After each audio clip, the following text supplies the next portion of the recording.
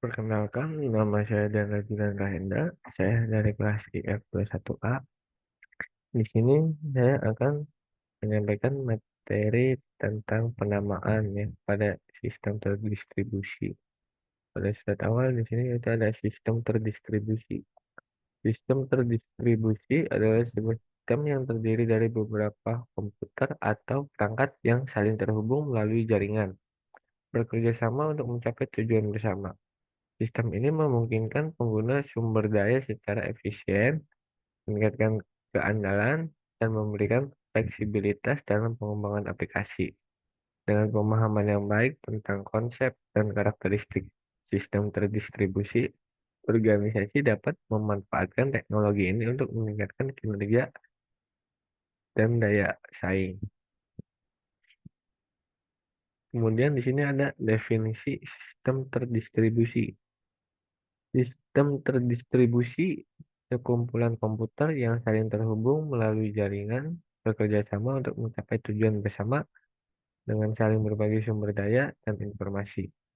Kemudian ada karakteristik kunci, ada independent, concurrency, failure handling, ada transparansi, ada scalability, dan heterogeneity.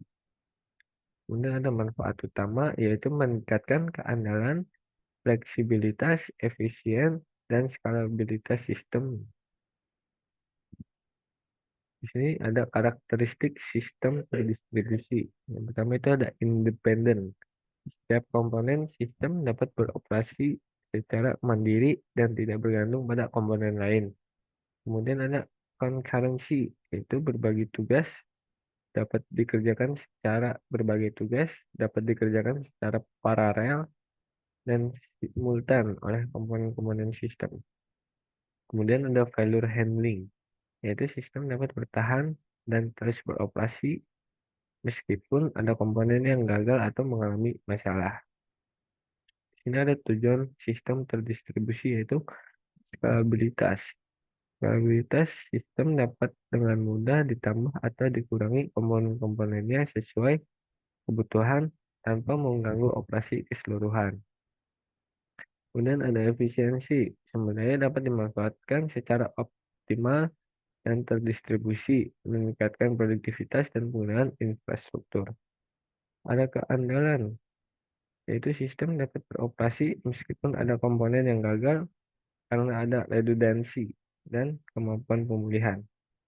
Kemudian ada transparansi. Pengguna tidak perlu mengetahui detail teknologi di balik sistem, cukup fokus pada penggunaan aplikasi. Dan selanjutnya itu komponen sistem terdistribusi, yaitu ada tiga di sini. Yang pertama itu ada klien. Klien itu perangkat yang digunakan pengguna untuk mengakses aplikasi atau layanan di sistem terdistribusi.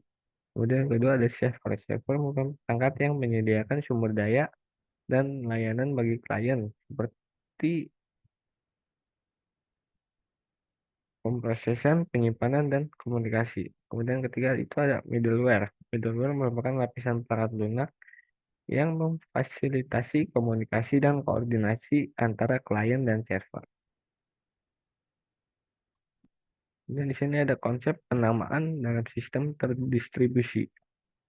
Yang pertama itu identifikasi unik. Setiap komponen dalam sistem terdistribusi harus memiliki identitas unik agar dapat diidentifikasi dan diakses secara tepat. Kemudian ada yang kedua itu lokasi transparan. Pengguna tidak perlu mengetahui lokasi fisik komponen, cukup menggunakan nama atau alamat yang dapat dikenali. Kemudian ada mobilitas. Komponen dapat berpindah-pindah lokasi tanpa mengganggu fungsi sistem selama identifikasi uniknya tetap terjaga. Selanjutnya itu jenis-jenis penamaan dalam sistem terdistribusi. Yang pertama itu ada nama domain, nama yang mudah diingat untuk mengidentifikasi komponen dalam sistem, seperti www.example.com. Ini merupakan nama domain. Kemudian ada alamat IP. Alamat IP yaitu nomor unik yang digunakan oleh komponen untuk saling berkomunikasi dalam jaringan. Nah, ini contohnya kayak 192, 168. 1.1.100. Kemudian ada identitas pengguna. Identitas pengguna yaitu informasi unik yang mengidentifikasi pengguna seperti username dan password untuk mengakses sumber daya sistem. Kemudian di sini ada manfaat penamaan dalam sistem terdistribusi. Yang pertama itu lokasi yang transparan. Pengguna dapat mengakses komponen tanpa perlu mengetahui lokasi-lokasi fisiknya. Ada mobilitas, kemudian dapat berpindah-pindah lokasi tanpa mengetahui fungsi sistemnya. Kemudian ada keamanan. Skema penamaan yang baik dapat meningkatkan keamanan sistem terdistribusi. Kemudian ada skalabilitas. Sistem dapat dengan mudah ditambah atau dikurangi komponen-komponennya. Dan selanjutnya yaitu tantangan penamaan dalam sistem terdistribusi. Yang pertama itu ada kompleksitas. Semakin besar dan terdistribusinya sistem, semakin kompleks skema-skema penamaan yang diperlukan. Kemudian ada keunikan, setiap komponen harus memiliki identitas unik agar dapat diidentifikasi dan diakses secara tepat. Ada keberlanjutan, skema penamaan harus mengakomodasi pertumbuhan dan perubahan sistem di masa depan. Dan selanjutnya yang terakhir di sini yaitu ada kesimpulan dan saran. Sistem terdistribusi menawarkan banyak manfaat bagi organisasi seperti peningkatan keandalan, fleksibilitas, dan efisiensi. Namun implementasi sistem ini juga memerlukan pemahaman yang baik tentang konsep penamaan. Skema penamaan yang tepat dapat meningkatkan transparansi, mobilitas, dan keamanan sistem. Organisasi perlu memperhatikan tantangan seperti kompleksitas, keunikan, dan keberlanjutan dalam merancang skema penamaan yang sesuai dengan kebutuhan sistem terdistribusi mereka.